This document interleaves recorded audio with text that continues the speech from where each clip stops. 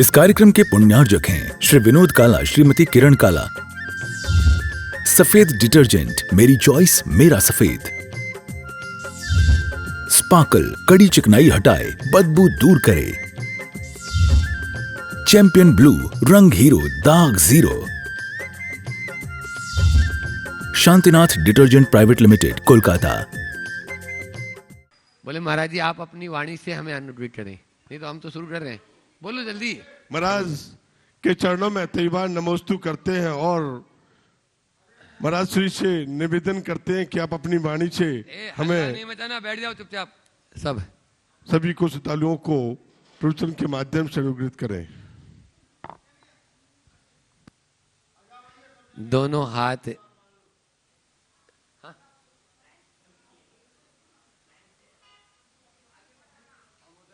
दोनों हाथ जोड़ लें, दोनों आंखें बंद, रीढ़ कमर सिर सीधा।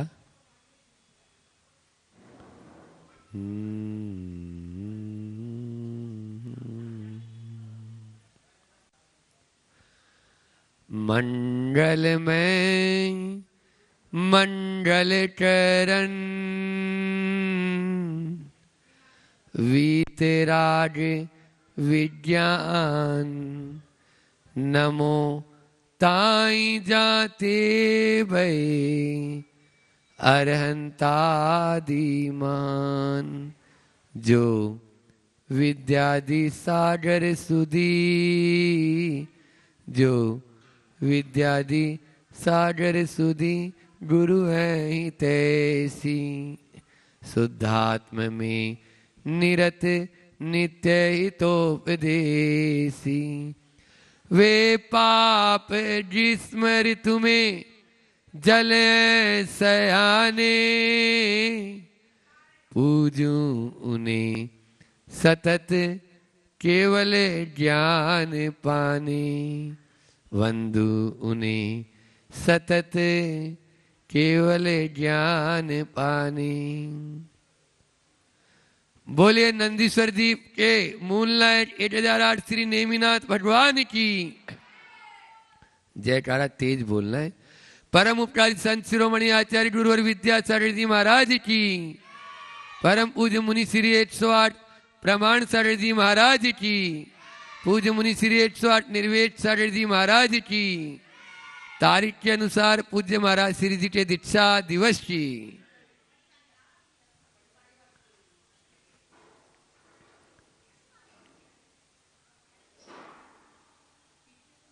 जो गुरु की भक्ति करता है पागलों की तरह, जो गुरु की भक्ति करता है पागलों की तरह और कृपा भी बरसती है उस पर बादलों की तरह।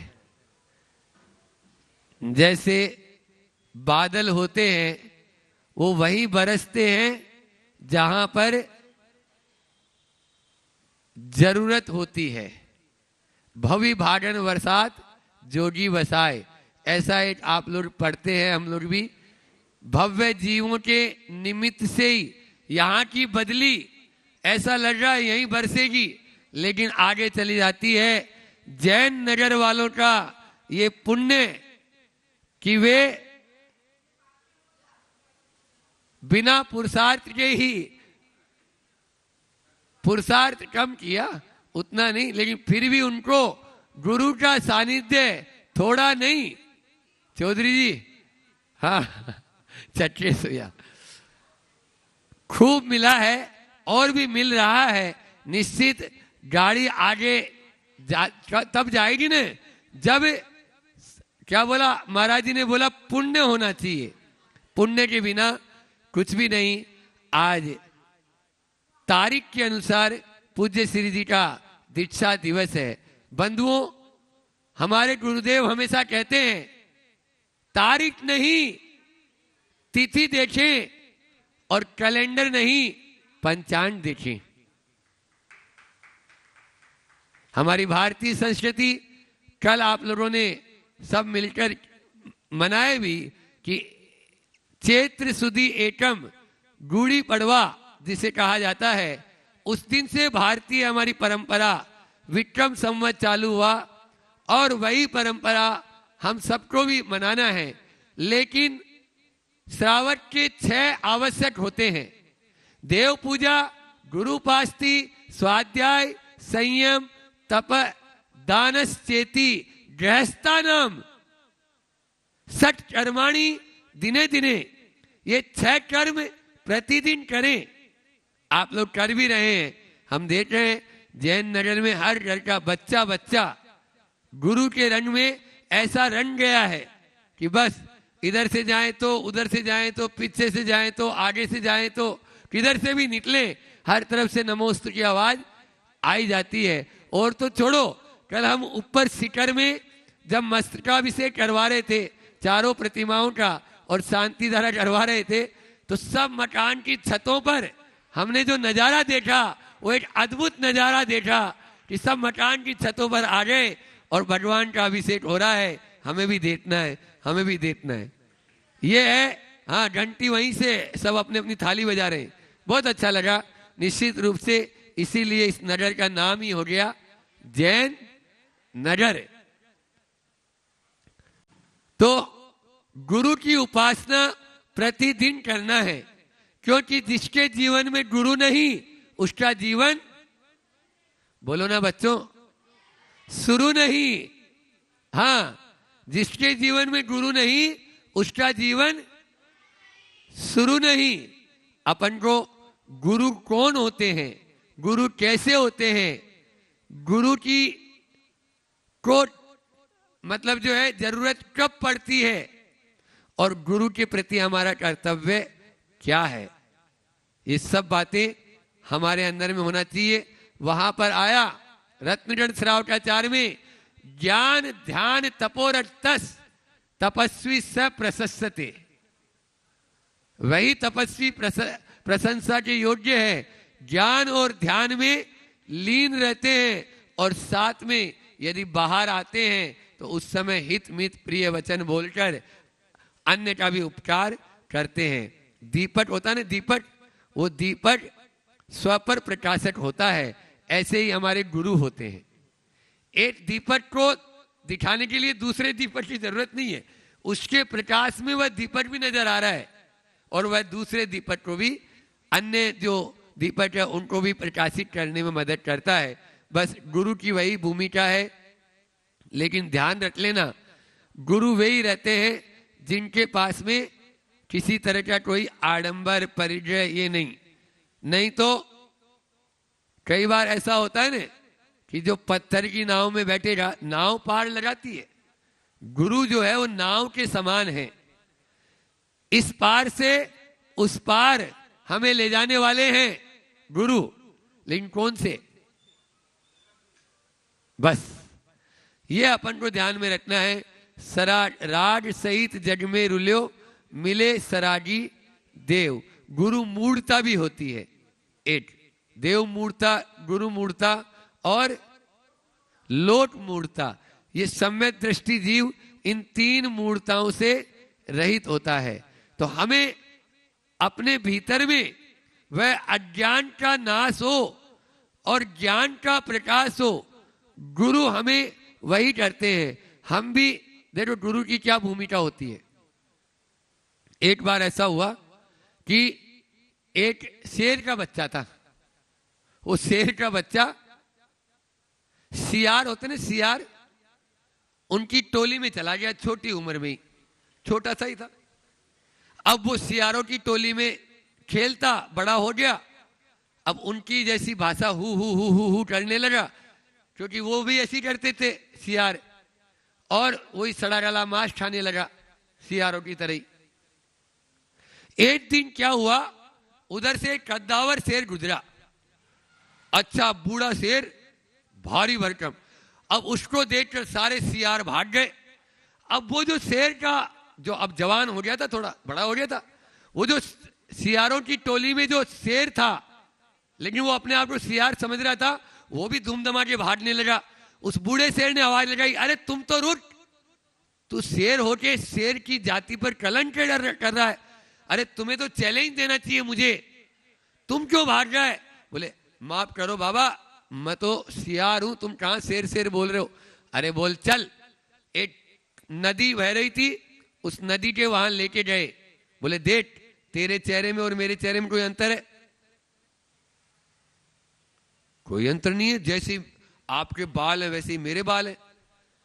अब उस जो बूढ़ा शेर था उसने एक जोर की दहाड़ लगाई, तब इसके भीतर का भी शेर जागा और ये हु करने वाला ये भी एक जोर की दहाड़ लगाई, सारे सियार भाग गए और आज से वो अपने आप को एक कद्दावर शेर मानने लगा। अब वो सियारों के बीच में नहीं, शेर के साथ रहने लगा। समझ में आ रहा? ये कहानी किसकी है? बोलो ना। हाँ, काफी बुजुर्ग हैं दादाजी। ये आपकी हमारी कहानी है। हम भी कभी आपकी तरह यहां नीचे बैठ के सियारों की टोली में बैठते थे और वही काम करते थे जो सियार करते हैं। लेकिन आचार्य विद्यासागर जी जैसा शेर दहाड़ा और उनकी दहाड़ सुनकर हमारे भीतर का शेर भी जागृत हुआ और हमने देखा अरे इस जैसा शेर मेरे भीतर भी है, चलो इनके चरणों में समर्पित हो जाओ, इससे बड़ा और कोई रास्ता नहीं है। यही होता है एक शेर को देखकर भीतर का शेर जाग जाना। हम भी सियार की तेरी तरह ही जी रहे हैं, वही काम कर रहे हैं। इसलिए अब तो सियारों की टोली में मत बैठो दीक्षा दिवस मनाने वालों। आचार्य श्री जी का 50वां संयम महोत्सव मनाया जा रहा था और संयम स्वर्णिम महोत्सव, संयम महोत्सव, संयम स्वर्णिम महोत्सव। डोंगरगढ़ की वह घटना, आचार्य श्री जी मंच पर बैठे और जो पहली लाइन प्रवचन की सुन लेना आप लोग। जून का महीना था, जून में वह पहली लाइन जो आचार्य श्री जी ने कही वो ध्यान देने लायक है आप लोगों के लिए भी। मुझे तो बड़ा आश्चर्य हो रहा है कि असंयम में डूबे हुए असंयमी लोगों के द्वारा संयम स्वर्णिम महोत्सव मनाया जा रहा है। असंयमी लोग जो असंयम में डूबे हैं, ध्यान रखना हम लोग थोड़ा थोड़ा ही सही आगे तो बढ़े। घुटनों के बल चलते चलते पांव खड़े हो जाते हैं और छोटे छोटे नियम ही एक दिन बहुत बड़े हो जाते हैं। छोटे छोटे नियम ही एक दिन बहुत बड़े हो जाते हैं। बस हमें असंयम को छोड़ना है। जब एक त्रियंच भी संयम का पालन कर सकता है तो आप लोग नहीं कर सकते? बोलो।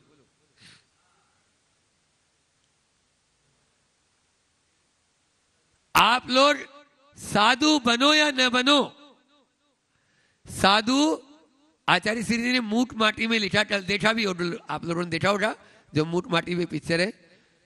हम साधु बने या न बने, संतोषी तो बनी जाते हैं संतों के साथ रहने से, संतों के साथ रहने से। इसलिए संत समागम की इतनी ही तो सार्थकता है, संत समागम की इतनी ही तो सार्थकता है कि संतों के समागम में रहने वाला साधु बने या न बने, साधु बने या न बने, संतोषी तो बन ही जाता है।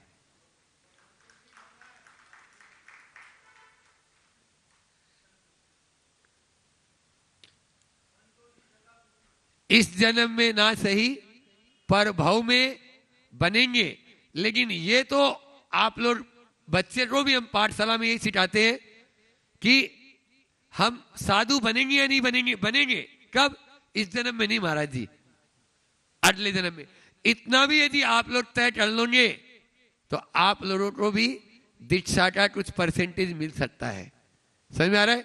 अनुमोदना में भी तो अपने यहां बताया महाराज जी, इस जन्म में हम कैशलेस नहीं कर सकते, इस जन्म में हम एक टाइम नहीं खा सकते, इस जन्म में हम पैदल विहार नहीं कर सकते, इस जन्म में हम अंतराय का पालन नहीं कर सकते। कोई बात नहीं, लेकिन आप इतना तो करें कि इस जन्म में ना सही पर भाव में, अगले भाव में जब भी करेंगे, लेकिन हम साधु अवश्य बनेंगे। तो पहला है गुरु कौन होते हैं? गुरु वे होते हैं जो आडंबर और परिग्रह से रहित होते हैं। हमारे गुरु दिगंबर होते हैं। कौन होते हैं? दिगंबर। क्षमा सागर जी ने बहुत अच्छी पंक्तियां लिखी है कि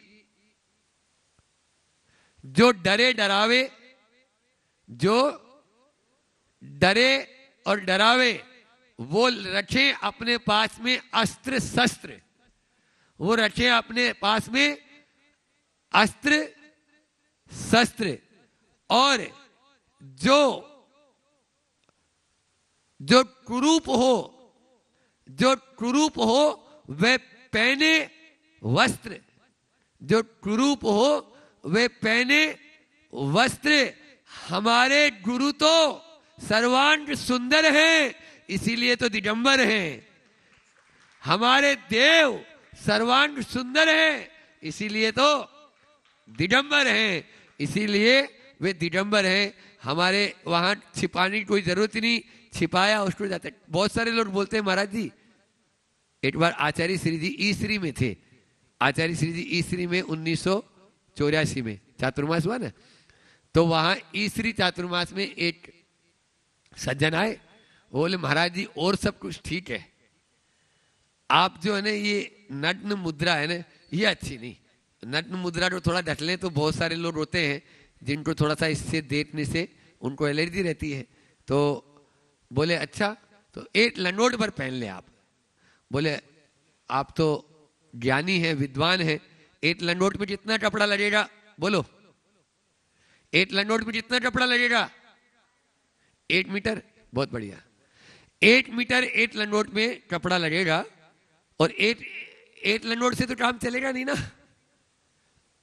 2 चाहिए, एक पहनेंगे और एक धो के सुखाना पड़ेगा, तो 2 लंगोट चाहिए, तो 2 मीटर हो गया। चौधरी जी सही बोल रहे हैं। अब ये बताओ, जिनको थोड़ा एलर्जी रहती है या उनको ये दिगंबर मुद्रा नहीं देखना है, उनकी आंखों पे यदि अपन थोड़ी थोड़ी सी वो आंखों का ऑपरेशन होता है तब पट्टी बनाई जाती है ना हरे रंग की, इतनी इतनी सी, तो 2 पट्टी बनाएंगे तो कितना कपड़ा लगेगा? चिंदी में काम हो जाएगा। तो जिनको ऐसा लगे कि हाँ ये मुद्रा देखना नहीं चाहिए, तो उनको थोड़ी थोड़ी वो चिंदी वाली बांट के वो लगा दो, तो आंख में पट्टी बांध दो। अभी महाराज जी ने कल या परसों 2-3 दिन पहले एक जवाब आप लोगों के यहाँ बहुत अच्छा दिया था, लेकिन आप लोगों की अभी जू भी नहीं रहेंगी होगी, क्योंकि आप लोग है ही नहीं ना, स्वाभिमान तो बचा ही नहीं है। उस समय कहा था कि YouTube आदि जो चैनल पे जो होता है नग्न मुद्रा जो है उसके ऊपर, तो इसके लिए आप लोगों को, क्योंकि नग्न में और दिगंबर में बहुत फर्क है, ध्यान रख लेना। आचार्य श्री जी ने भी कई बार इस विषय पे कहा, नग्न होना और दिगंबर। नग्न तो आप लोग भी होते हैं बाथरूम में रोज सुबह सुबह, बोलो होते या नहीं होते? नग्न तो बहुत लोग हैं, जानवर भी घूम रहे, लेकिन दिगंबर होना कोई सरल बात नहीं है बंधुओं। दिगंबर होने के लिए भवों का पुण्य जब होता है तब कोई की जाकर दीक्षा होती है, तब जाकर वह मुनि महाराज बन पाते हैं, तब जाकर वह आगे बढ़ पाते हैं। हम खुद को, हमने घर छोड़ा था 2001 में और दीक्षा हुई 2015 में, 14 साल तक आचार्य श्री जी के सामने। बिल्कुल बोलो दंडवत। आप लोग बोलते हो ना, अब हमारे तो चप्पल थोड़ी पहनते थे, हम तो 2001 में आए तो चप्पल छोड़ के आए, हमें नहीं मालूम था, हम तो ऐसे समझे थे कि आज जा रहे हैं और कल दीक्षा होना है। आचार्य श्री जी का नाम भी उतना नहीं जानते थे, बस जयकारा बोलते थे, पूजन करते थे, अर्घ चढ़ाते थे। आचार्य श्री जी से हमारा कोई वो नहीं था। लेकिन आज जैसे शास्त्रों में हम पढ़ते थे कि भैया कमंडल लेके गए और कल मुनि महाराज बन गए, तो भाई घर से निकले, तिलवारा घाट में थे, आज जा रहे हैं कल मुनि महाराज बनने, 1-2 लाइन की चिट्ठी लिखी माता पिता के नाम कि आपने मुझे जन्म दिया, जीवन दिया, संस्कार दिए, आपका बड़ा उपकार है, इस जीवन में चुका नहीं पाऊंगा, बस अब मैं वापस न लौटूं, बैक टू पवेलियन न होऊं, बस यही मेरी भावना है, जा रहा हूं गुरुदेव के पास में, अब बस उनके चरणों में दीक्षा का पूर्ण भावना है। ये लिखा, आगे बढ़ जाए। लेकिन आचार्य श्री जी 1-2 दिन नहीं, कितने साल? 14 साल तक पुण्य बढ़ाओ, विपाट भी थे, धर्म ध्यान करो, खूब रोते थे, ऐसा रोते थे मत पूछो। लेकिन बस उस रोने ही रोने में जैसे चोका खा ली जाता है ना, तो आप लोग फिर क्या करते हो, आंखों में थोड़ा आ ही जाता है, तो वो भी धर्म ध्यान है, शुद्ध धर्म ध्यान। आचार्य सिद्ध जी कहते हैं यदि चोटे में मुनि महाराज जी नहीं आए और आपकी आंखों में पानी आया, इससे बड़ा धर्म ध्यान और कुछ नहीं है। कर्मों को काटने का यही हमारे पास में साधन है, और कोई साधन नहीं। और हमने भी गुरुवर के उन वचनों का पालन किया और रोते रहे रोते रहे रोते रहे। और एक दिन गुरु पूर्णिमा के दिन ही गुरु जी ने हमारे ऊपर उपकार कर दिया और कहा, मैंने कहा गुरु जी आप तो कमरा बंद करके दे दीजिए, हमने बड़े बड़े मंच देख लिए, प्रमाण सारे जी के साथ में खूब ब्रह्मचारी अवस्था में खूब बड़े बड़े मंच, खूब बड़े बड़े माइक हमने खूब संचालन कर लिए, आप रहेंगे और मैं रहूंगा, तीसरा कोई नहीं रहेगा, बस ऐसी ही मेरी दीक्षा हो। और गुरु जी ने वही किया। बस आज आपको हम पहले दिन उपवास था चतुर्दशी का, तो भी वो बोले आज आपको उपवास कर सकते हैं, मुझे 2 क्या हम 4 कर सकते हैं इस काम के लिए, तो बस आपकी कृपा भर हो जाए, अभी किसी से बोलना नहीं, आज आपका कार्य हमको कर देना है। ये है गुरुदेव की कृपा और बरसती है। इसी प्रकार से हम सब पर यह उपकार हो सकता है। निश्चित रूप से हम सब बड़भागी हैं। हमारा जन्म इस निकृष्ट काल में हुआ, हुंडा अवसर्पणी काल में हुआ, अवसर्पणी काल में हुआ। हमें इस बात का कोई गम नहीं, लेकिन हमें आचार्य विद्यासागर जी जैसे संत मिल गए, यह किसी आश्चर्य से कम नहीं, यह किसी आश्चर्य से कम नहीं। भले ही हम कैसे भी थे, हम तो थे बिल्कुल बांस ढोर, लेकिन हमें मिल गए ऐसे संत जिन्होंने हमें बहुत उपकार किया और उन्होंने हमारे ऊपर। भैया महाराज जी को भी तो बुलाना है ना, सरवटी जी आप जाओ, महाराज जी लोगों को निवेदन करके। नहीं नहीं बाकी तो आए, हाँ उनकी मीटिंग है इसलिए। तो अपन लेते हैं, मैं तो ठेठ बांस था, गुरु ने मुझे बांसुरी बना दिया। आचार्य सिद्धि का हाइकू है ना, मैं तो था ठेठ बांस, गुरु ने मुझे बांसुरी बना दिया। बस हमें बांसुरी बनना है। एक बार ऐसा हुआ, बच्चे बैठे हुए हैं ना हमारे, तो बच्चों के कारण हमें कहानियां अच्छी लगती है और कहानियां याद भी आ जाती है और इससे संदेश भी आपको याद रहता है। हुआ ऐसा कि मंदिर में ज्यादा कोई लोग नहीं थे, थोड़े ही लोग थे, और उसमें एक ढोलक एक कोने में रखा था, बैठी हुई है अम्मा जी लेके बजाने के लिए, और एक के हाथ में बांसुरी थी। अब ढोलक ने बांसुरी से कहा, देखो तो बहन लोगों का कैसा पक्षपात, लोगों का कैसा पक्षपात, जो कोई आता है तुझे उठाता है, अपने होठों से छू लेता, छू लेता है, और जो कोई आता है मेरी तो दोनों तरफ से पिटाई करने लगता है, धम धम करने लगता है। बांसुरी ने कहा, भैया इसमें दोस्त तुम्हारा है। हाँ हाँ तुम पक्ष क्यों नहीं लोगी, तुम्हें तो होठों से जो छूते हैं तुम तो पक्ष लोगी।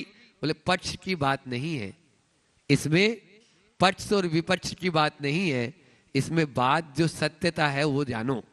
बात ये है कि आप सुंदर सलोने तो हैं ऊपर से, लेकिन जो कोई भी आपके ऊपर हाथ लगाता है आप सारा विकार अपने अंदर ही रख लेते हैं, इसलिए आपका दोनों तरफ से पिटाई होने लगती है।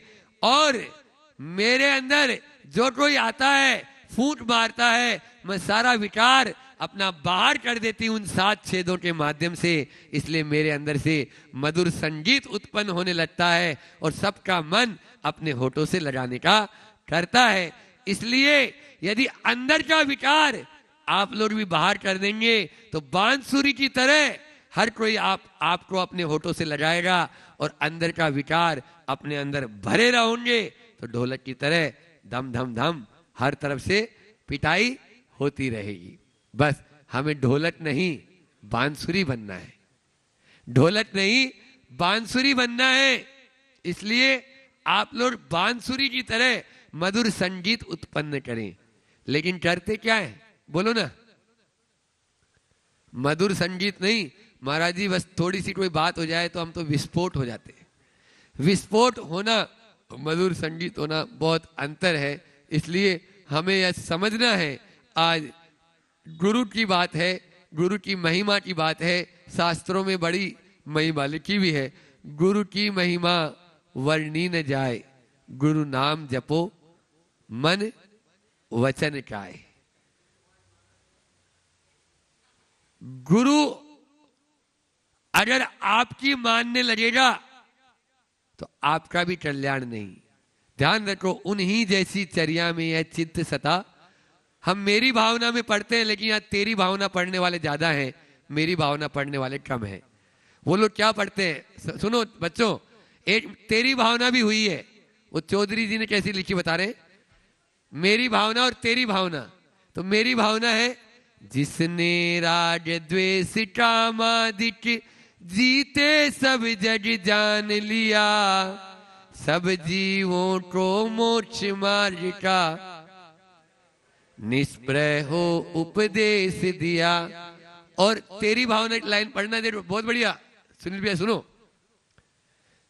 जिसमें राग द्वेष है जीते, हाँ जिसने राग द्वेष नहीं, जिसमें, हाँ जिसमें और जिसने बहुत अंतर है। जिसमें राग द्वेष है जीते, देखो सब जग छान लिया। जान लिया नहीं उसने, छान लिया, छन्ना फट गए, फिर भी नहीं जी। तो इसलिए जिसमें राग द्वेष है जीते और जिसने राग द्वेष है जीते, बहुत अंतर है। गुरु को मानना और गुरु की मानना। गुरु को मानने वाले तो बहुत सारे मिल जाएंगे संसार में, लेकिन गुरु की मानने वाले कुछ बिरले ही होते हैं। उद्धार हमारा गुरु की मानने से होगा। विद्यासागर को पूजना और विद्यासागर को मानना और विद्यासागर की मानना, प्रमाण सागर जी को मानना और प्रमाण सागर की मानना, बहुत अंतर है। यदि अपना उद्धार चाहते हैं, ध्यान रखना, एक तुमड़ी होती है, तुमड़ी, तुमड़ी जो होती है उसके ऊपर यदि लेप चढ़ा दो तो वह पानी में डूब जाती है, और लेप उतार दो तो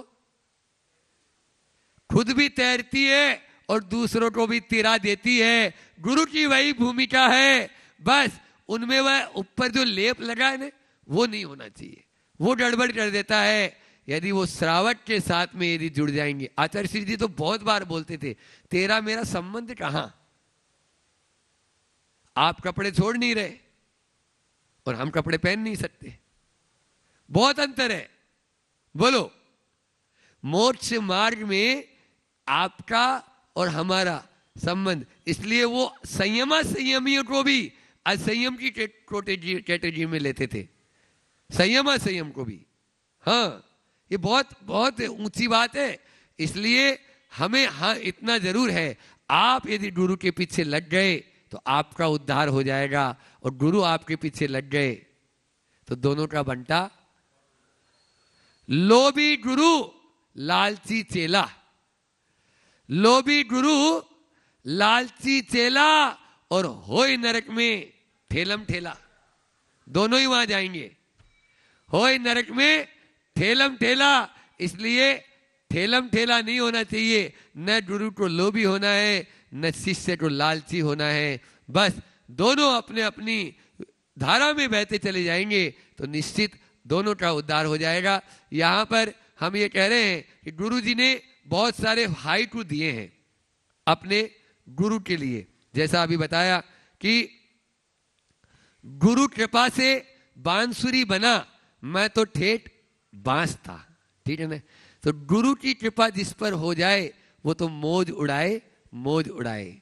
गुरु की कृपा जिस पे हो जाए, मौज उड़ाए, मौज उड़ाए। बिल्कुल, उसके तो चारों क्या, चारों दोनों, क्या एक कहावत है ना, 5 उंगलियां 10 उंगलियां घी में, सिर कढ़ाई में। गुरु अंक में अंक दिए धुलेंगे सारे कलंक। महाराज जी हाइकू का अर्थ भी साथ में बताते जाओ। हाइकू किसे कहते हैं, कोई बच्चा बताएगा? देखो छोटे छोटे बच्चों को 20-20 हाइकू याद होंगे, 15-15 20-20 हाइकू अभी इतने से दिनों में ही हम लोगों ने। हाँ, एक बच्चा हाइकू की परिभाषा बता रहा है, बताओ। हाँ, खड़े होकर बताओ।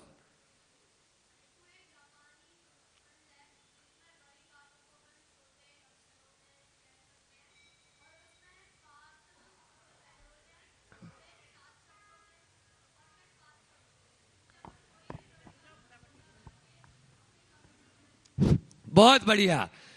हाइकू एक पूरी परिभाषा इसने बता दी। हाइकू एक जापानी छंद है जिसमें थोड़े से अक्षरों में हम अपनी पूरी बात कह सकते हैं, और इसमें 17 अक्षर होते हैं, 5, 7 और 5। जोरदार ताली बजा दीजिए। बहुत अच्छा, बहुत बढ़िया बताया।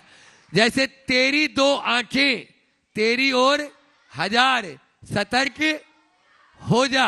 अब इस एक हाइकू में समय सार की 435 गाथाएं हैं। कितनी? आवाज नहीं आई। 435 गाथाओं में से कोई सी भी गाथा उठा लो, सब गाथा का अर्थ एक ही है, तेरी 2 आंखें, तेरी और 1000, सतर्क हो जा। एक हाइकू में सारी गाथाओं का अर्थ, सारी गाथाओं का राज भर दिया। यही तो हमारा जो है हाइकू है। आचार्य श्री जी ने ऐसे 650 से अधिक हाइकू इस पुस्तक में यहां पर लिपिबद्ध है, जिसको हमने नाम दिया स्वानुभूति। क्या नाम दिया? आचार्य श्री जी डायरी हमारी बैग में रहती थी, हमने चुपके से एक बार छपा दिए। गुरुजी ने राम टेक में बुलाया, किससे पूछ के किया। अब नीचे से जमीन खिसक गई, इतना गुरुजी बोल दे। उसके बाद तो मैंने आचार्य श्री जी उस सबका भला हो जाए, इसके लिए हमने ऐसा किया था। बोले आपने तो अच्छा किया, लेकिन इसका इतना ही अर्थ थोड़ी होता है। तो मैंने बोला नहीं, आपने जो लिखा उतना, जितना हम अपनी बुद्धि से अर्थ लगा पाएंगे उतना तो लगा ही लेंगे, बाकी और जिसकी जितनी बुद्धि चले। आचार्य श्री जी के हाइकू में इतना अर्थ भरा हुआ है, एक ही हाइकू के कई अर्थ गुरुजी के मुख से हमने सुने। कई अर्थ, अलग अलग विवक्षा में वह हाइकू भी अलग अलग अर्थ देता है। तो बस एक हाइकू यह है, गुरु अंक में कितने अक्षर हो गए? 5। अंक का मतलब होता है सुनील जी पब्लिशर, गोद। क्या होता है? गोद। अंक का अर्थ ये अंक भी होता है, 1 2 3 4 वाला भी, और अंक का मतलब होता है गोद। गुरु की गोद में, गुरु अंक में अंक दिए। मैंने गुरु की गोद में मैं रहा, तो मैंने गुरु की गोद में मैं रहा तो गुरु ने मुझे अंक दिए। नंबर तो देगा ही, कोई भी एग्जामिनर होगा, पेपर देंगे तो अंक मिलेंगे या नहीं मिलेंगे? मिलेंगे। धुलेंगे सारे कलंक। बस गुरु ज्ञान सागर जी की गोद में मैंने अपना सर्वस्व दे दिया, अब मेरे सारे कलंक धुल जाएंगे, धुलेंगे सारे कलंक। ये अर्थ है। गुरु अंक में अंक मिले, धुलेंगे सारे कलंक। महाराज जी आ रहे हैं, हाँ आप लोग खड़े हो जाओ। तो इस प्रकार से या सारे कलंक की जगह शेष कलंक भी गुरुजी ने दिया है। अब देखो, गुरु और शिष्य में बड़ा कौन? बोलो। गलत।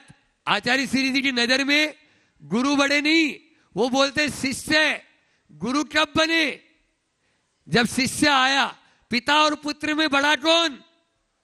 बोलो। दोनों बराबर। अरे पुत्र जिस समय पैदा हुआ उस समय तो पिता कहलाया, यदि पुत्र ही पैदा नहीं होता तो पिता कैसे कहलाता? गुरुजी ने हाइकू दे दिया। गुरुजी अपने आप को देखो कितने विशाल हृदयधारी होते हैं।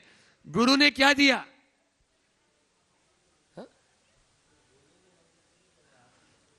गुरु, हाँ बैठ जाओ, सभी अपने अपने स्थान पर बैठ जाओ। गुरु और शिष्य, गुरु ओ शिष्य आगे पीछे दोनों में अंतर कहां? हाइकू क्या दिया? गुरु ओ शिष्य आगे पीछे दोनों में अंतर कहां? दोनों में अंतर नहीं है। शिष्य भी केवल आगे आगे जा रहे। हम लोग बोलते हैं हमें रास्तों की जरूरत नहीं है, हमें गुरु चरणों के निशा मिल गए हैं। आचार्य श्री जी जब रेवती रेंज में थे तो आचार्य श्री जी ने कहा, उस समय बहुत स्थिति बहुत थी, बोले अब मैं गुरु ज्ञान सागर जी से मिलूंगा और मैं बोलूंगा आप तो मुझे छोड़ के आ गए थे ना, अब देखो मैं आ गया हूं यहाँ आपके पास। मतलब एक ही स्वर्ग में है दोनों। समझ में आ रहा है? गुरु जी बहुत महान। हम उस समय हम लोग तो बिल्कुल सटपटा जाते थे। ऐसे ही सम्मेद शिखर जी पर जब पहाड़ पर चढ़ते हो तो उस समय जो आगे आगे जा रहे हैं तो वो पीछे वाले को बोलते हैं, पीछे वाले को क्या बोलते हैं? ओ भाई सुन ले, सुन रहे हो? बोले आओ मैं आगे हूं।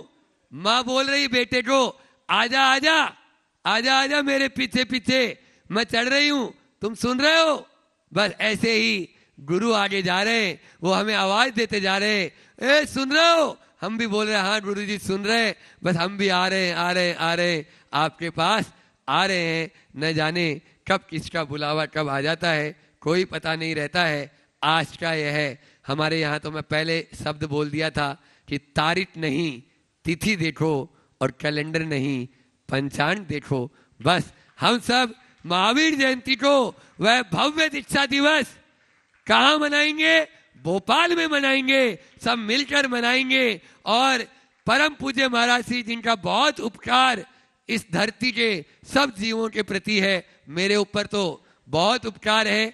आज उन्होंने अपना ही जैसा स्वरूप बना दिया, उन्होंने अपना ही जैसा स्वरूप दे दिया जो औरों को अपने समान कर दे। उनका नाम है प्रमाण सागर जी महाराज। और वही प्रमाण सागर जी महाराज हम सबको अपने समान कर ले, ऐसी भावना के साथ मैं अपनी वाणी विराम देता हूँ। और परम पूज्य महाराज श्री जी को निवेदन करूं, उससे पहले गुरु आदेश की पालना करते हुए थोड़ा सा छुल्लक महाराज जी, क्योंकि उन्होंने कहा था एक छुल्लक महाराज जी हो जाएंगे, महाराज जी कर लेंगे। हाँ पूजन भी अपन करेंगे, पूजन की तैयारियां हैं, पंचशील वाले भी हैं, सभी आए हैं, दूर दूर से भी आए हैं। तो आज एक महाराज जी का प्रवचन अपन थोड़ी देर के लिए उनसे भी अनुरोध करेंगे। हाँ पर छुल्लक श्री 105 स्वरूप सागर जी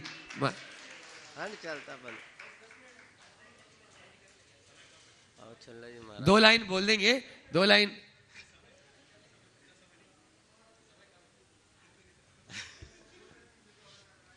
चलो दोनों हाथ जोड़ ले और चलते हैं परम पूज्य महाराज श्री जी चरणों में। और पाठशालाओं की जो प्रेरणा हमेशा देते रहते हैं, ऐसे हमारे निर्वेद सागर जी महाराज जी के चरणों में कि पूज्य महाराज श्री जी आप भी हमें ऐसा कोई मार्ग बता दें ताकि दीक्षार्थियों की संख्या और अधिक बढ़ती चली जाए, बढ़ती चली जाए। नमोस्तु महाराज जी।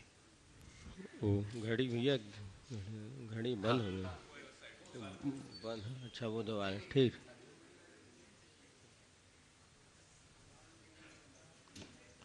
ओम जय जय जय जयवंती जिनालय, नास रहित हैं शाश्वत हैं, जिनमें जिन महिमा से मंडित जैन बिंब हैं भास्वत हैं, सुरपति के मुकुटों की मणिया झिलमिल करती हैं, जिन बिंबों के चरण कमल को धोती हैं अगहरती हैं, सदा सदा से सहज रूप से सुचितम प्राकृत छवि वाले, रहे जिनालय धरती पर ये, श्रमणों की संस्कृति धारे। तीनों संध्याओं में इनको तन से मन से वचनों से नमन करूं धोऊं अग्रज को, छूटूं भव बन भ्रमणों से, छूटूं भव बन भ्रमणों से। जय बोले अहिंसा परमो धर्म की। शासन नायक भगवान महावीर स्वामी की। आचार्य भगवान श्री कुंद कुंद महाराज की। आचार्य गुरुवर श्री विद्यासागर जी महाराज की। परंपराचार्य श्री साचार्य श्री समय सागर जी महाराज की। मुनिवर श्री प्रमाण सागर जी महाराज की। परम पूज्य मुनि श्री 108 निर्वेद सागर जी महाराज की।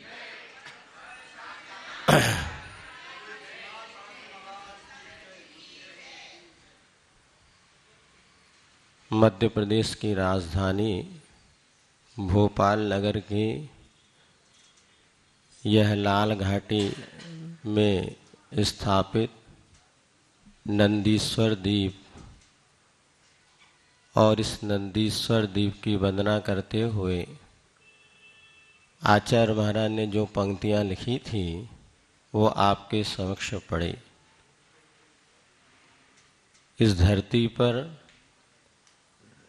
दो प्रकार के चैत्य और चैत्यालय हुआ करते हैं। कुछ चैत्यालय हुआ करते हैं जो अकृत्रिम हैं। अकृत्रिम यानी जिन्हें किसी ने नहीं बनाया और कभी वो नष्ट भी होने वाले नहीं।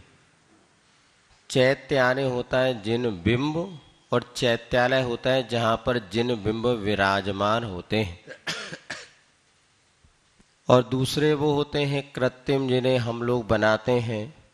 यद्यपि यह नंदीश्वर द्वीप जो हमने आप लोगों ने बनाए कृत्रिम जिनालय है, किंतु ये अकृत्रिम जिनालय की प्रतिकृति है।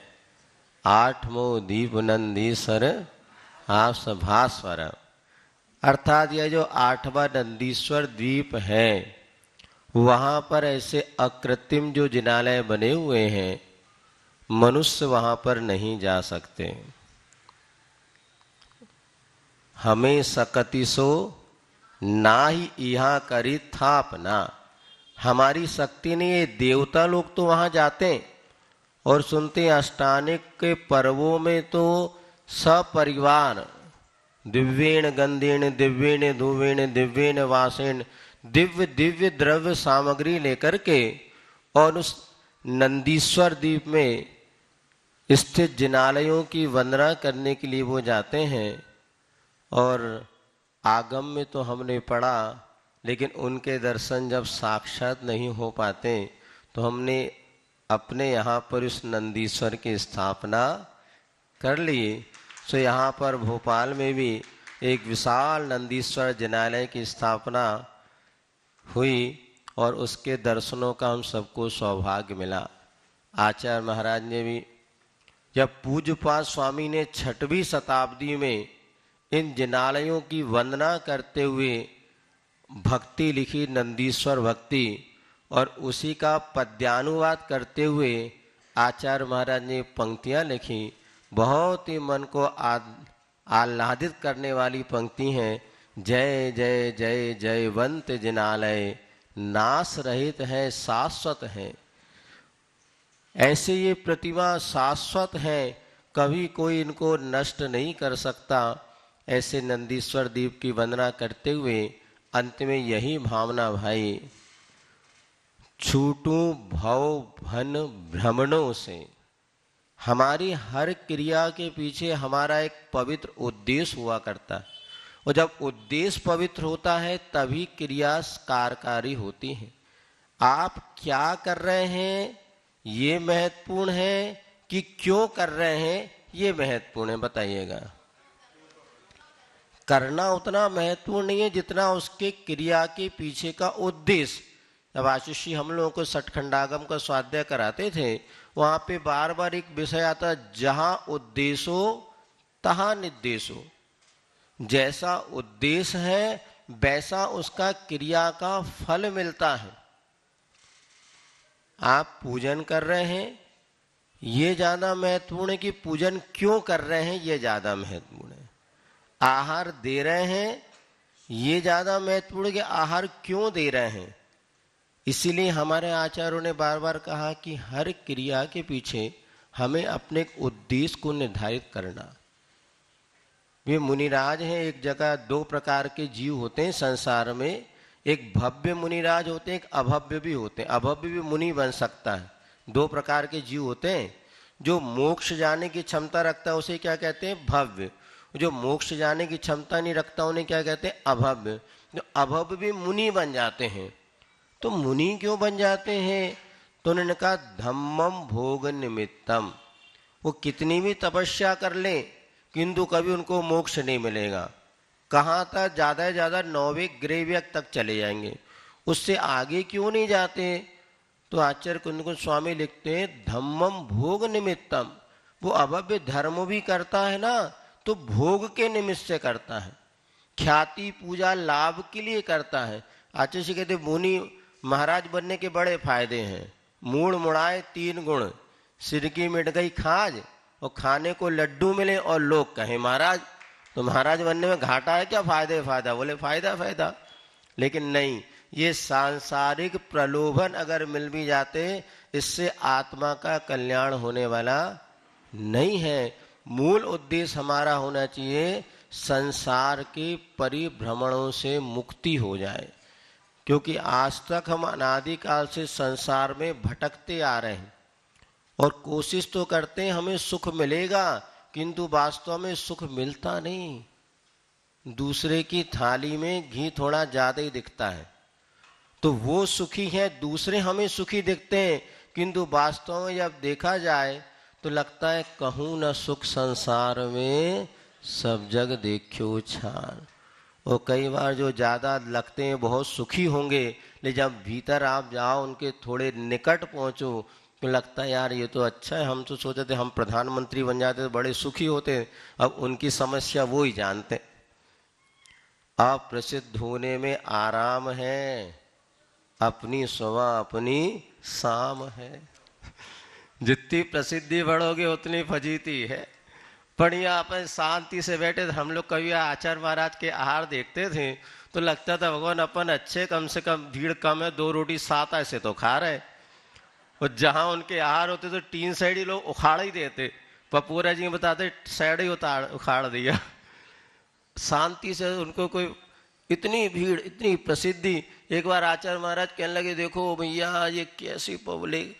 तो प्रशांत सागर जी थे उस समय, बोले प्रशांत देखो ये क्या करूं, परेशान। तो आचार्य जी, प्रशांत सागर जी कहते आचार्य जी आपको पहले सोच रहे इतना पुण्य काय को कमाया कि जनता आपको छोड़ ही नहीं रही। ये तो निश्चित है। इसीलिए हमारी क्रियाओं का उद्देश्य हमेशा आत्म कल्याण होना चाहिए। ये सारी की सारी परिस्थिति बनती बदलती रहती हैं। आज हम जितनी भी क्रियाएं हम देख रहे हैं वर्तमान परिवेश में, व्यक्ति धार्मिकता से ज़्यादा जुड़ा लगता है। पहले हमें ध्यान था जब हम छोटे थे मंदिर में 5-10 लोग पूजन अभिषेक करने होते थे, अब वहीं पर 150 लोग पूजन अभिषेक कर रहे हैं। क्रियाओं में तो बहुत कुछ वृद्धि हुई है। जहाँ पहले नगर में अगर 1-2 कोई व्यक्ति तत्वार सूत्री बाँच लेता था तो दूसरे गांव में शास्त्री जी बसते थे, सुस्तर जी बाँच दो बोले, और सहस नाम जी और सहस नाम जी पाठ बहुत बड़ी हो गई। अब तो ये हो गया छोटे छोटे बच्चे भी तत्वासु तो सहस नाम का पाठ कर रहे हैं। लेकिन इस ज्ञान का जैसा जैसा विकास होता चला जा रहा है, उसके साथ आवश्यक है हम उन क्रियाओं के पीछे का उद्देश्य निर्णित करें। आपने क्या त्याग किया, क्या ग्रहण किया, ये महत्वपूर्ण है जितना उससे ज्यादा कि आपने क्यों त्याग किया। एक मुनिराज आहार करते करते भी असंख्यात गुणी कर्मों की निर्जरा कर लेते हैं। क्यों कर लेते हैं? तो उन्होंने यही कहा कि उनका उद्देश्य कर्म क्षयार्थम, भोजन भी कर रहे हैं तो स्वाद के लिए नहीं, ले तप बढ़ावन हेतु नहीं तन पोषते तजी रसन को, रस का त्याग करते शरीर की पुष्टि के लिए, कितने आत्म कल्याण के लिए, अपने तप की वृद्धि के लिए, स्वाध्याय के लिए, परोपकार के लिए जो आहार ग्रहण किया जाता वो भी कर्म निद्रा का साधन बनता है। तो हमने यहाँ पर भगवान की भक्ति जो की, उसका उद्देश्य हमारा है कि संसार के दुखों से मुक्ति हो। तो संसार से दुखों से मुक्ति के लिए हमें कुछ ज़्यादा करना नहीं। कल किसी ने प्रश्न पूछा था कि जीवन तो छोड़ा सा है, क्या करें? तो महाराज जी ने आपको कहता था, पारो नत्ति सुदीढ़म कालो थोबम वयम च दुम्मे हाँ तन नवरि सिक्खी अब्बम जम जन मरणम खुणम कुणई। श्रुत का कोई पार नहीं है। आप जहाँ पे जैसे आप आज अपन देखो मंदिरों में कितने शास्त्र हैं। पहले मंदिरों में 2-4 जिनवाणी मिल जाए तो मुश्किल होता था, पुराने ग्रंथ होते पन्ने वाले वो बड़े। आज आप देखेंगे कितने ग्रंथों का प्रकाशन हो गया, हर मंदिरों में अलमारियां भरती चली जा रही हैं। किंतु जब हम कभी जाते हैं तो जब ग्रंथ निकाल के देखते हैं उसके ऊपर जो धूल चढ़ी होती है, इस बात का प्रतीक है कि अभी तक किसी ने इस ग्रंथ को खोल करके भी नहीं देखा। ज्ञान तो अताह था और अभी भी उसका प्रकार, लेकिन आज हम ऐसे भक्त हैं, भगवान के कम भक्त हैं कि हम उस खोल के नहीं देखते ग्रंथों को। उन ग्रंथों को पढ़ने के लिए, स्वाध्याय के लिए आज वक्त ही नहीं है। इतने लोग यहाँ जो बैठे ना, यदि एक संकल्प कर लें, आप लोग देवसास गुरु का अपने पर जो उपकार है चुकाना चाहते हैं या अपने जीवन को सुखी बनाना चाहते हैं, कुछ नहीं, कम से कम 20 मिनट हम किसी एक ग्रंथ का स्वाध्याय करेंगे। हमारे यहाँ बहुत बड़ी लाइब्रेरी है, हमारे यहाँ बहुत कुछ, सब कुछ है। पढ़ा क्या तुमने ये बताओ है? अब एक ग्रंथ तो पढ़ो, संकल्प ले लो आज कि भैया हम कम से कम एक ग्रंथ का प्रतिदिन 20 मिनट स्वाध्याय करेंगे। देखिए संसार इसको परमोसह मिनम। इस कार्यक्रम के पुण्यार्जक हैं श्री विनोद काला, श्रीमती किरण काला। सफेद डिटर्जेंट, मेरी चॉइस मेरा सफेद। स्पार्कल, कड़ी चिकनाई हटाए, बदबू दूर करे। चैंपियन ब्लू, रंग हीरो, दाग zero. Shantinath detergent private limited, Kolkata.